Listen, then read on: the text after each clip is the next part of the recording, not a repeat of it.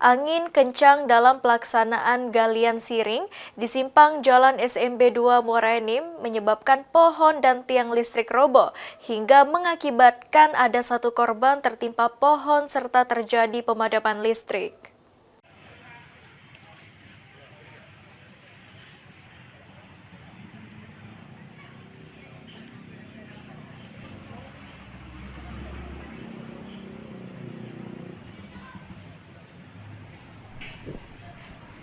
Galian pengerjaan siring dan angin kencang merobohkan pohon ukuran sedang dan satu unit tiang listrik milik PLN. Kejadian ini menyebabkan pemadam aliran listrik dan satu orang korban yang tertimpa pohon. Ya Allah, kena timpa. Akibat pemadaman listrik, petugas PLN langsung meluncur ke lokasi kejadian untuk melakukan penanganan awal agar pelanggan di area tersebut cepat mendapatkan pelayanan.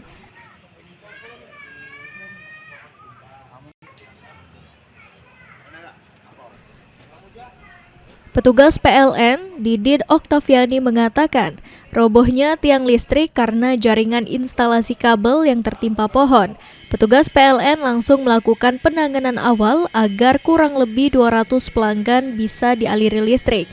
Dan pelanggan sudah bisa mendapatkan aliran listrik hingga pemadaman bisa teratasi.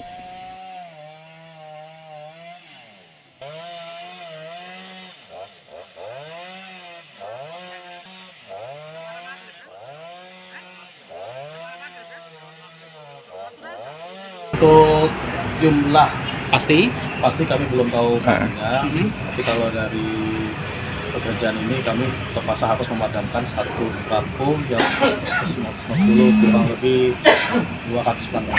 Di proses pekerjaan itu dimulai dari kami mendapatkan laporan 12.30 tadi, kami mempersiapkan alat. Pekerjaan dimulai berlangsung di kurang lebih di jam 18 dan secepatnya estimasi untuk pekerjaan itu di pukul 23. Sembari melakukan perapian jaringan listrik oleh petugas PLN, tim Damkar dan BPBD Kabupaten Muara Enim melakukan evakuasi pohon. Evakuasi harus dilakukan agar jalan tidak terputus dan arus lalu lintas berjalan lancar. Mardiansyah, PAL TV.